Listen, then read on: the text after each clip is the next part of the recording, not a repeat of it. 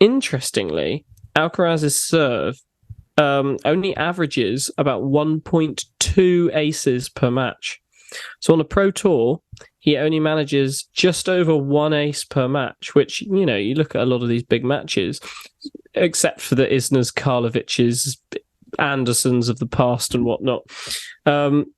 People are averaging at least 5, 6, 7, 8. So only 1. That's kind of shocking in my opinion. But anyway, the reason I bring this up is because a lot of people put massive focus on the serve. But it all depends on what you believe the serve to do in a match. So for me, if I'm using a first serve, I'm looking to get a free point. Trying to get a mistake. Maybe they hit it out, they don't hit it, something like that. Whereas on the second serve, you're looking to sort of engage in a point, but preferably in a favourable way. I would argue that Carlos does not look at his first serve as a way of gaining a free point so much, as he looks at it as more of a, I'm going to get the upper hand straight away in this point. He wants to engage you in that battle straight away. And I think that works quite well for him. Anyway, reason I bring it up, serving, I think, is super important. He kind of doesn't show that.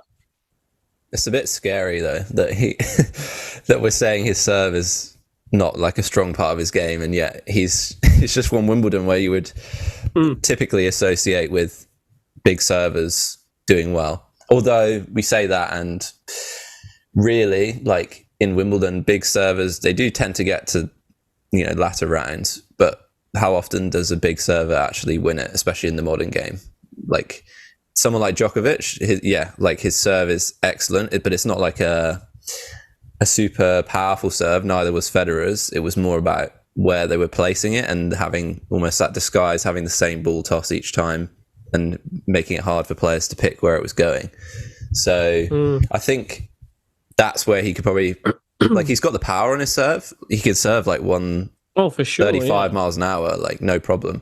But it's kind of bringing in that kind of that subtle kind of tactical awareness and accuracy with the serve to try and think about where he's trying to put his opponent a bit more and maybe even take a little bit of power off. Because I think if he's not getting that many aces now anyway, then does he really need to serve that fast? Could he maybe take a little bit off and take a leaf out of maybe Federer's book and think about where he's trying to place a serve and where he's trying to put his opponent?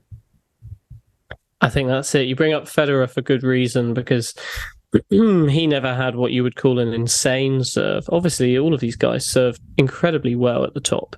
But for me, the pro tip is here, Carlos Alcaraz perfectly demonstrates what I try and tell people as a coach. Okay, yeah, when I play, I think of my first serve as let's get a free point, because I'm quite aggressive when it comes to my serving. But ultimately, if I was teaching someone, I think mentality-wise, what matters is that you're making first serves. So it doesn't matter what level you're at. If you need to take something off of your serve in order to get it in, then that's going to make the major difference in any match that you play, any points that you play. Get the first serve in. Obviously, don't just plop it over the net for someone to destroy, but get the first serve in. That's so important.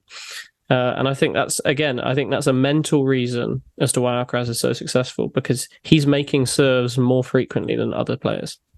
And also, even if you take a bit of pace off that first serve, the person returning is probably, as long as you, like, I wouldn't say be doing that every time. Like, you can still throw in like a faster one to, you know, you want to be unpredictable. But the returner on the first serve is not going to have the mentality maybe of, I'm going to try and get on top of the point or hit a winner from this serve. So that gives you a little bit of an advantage as well, where you're not going to be put on the back foot straight away, at least.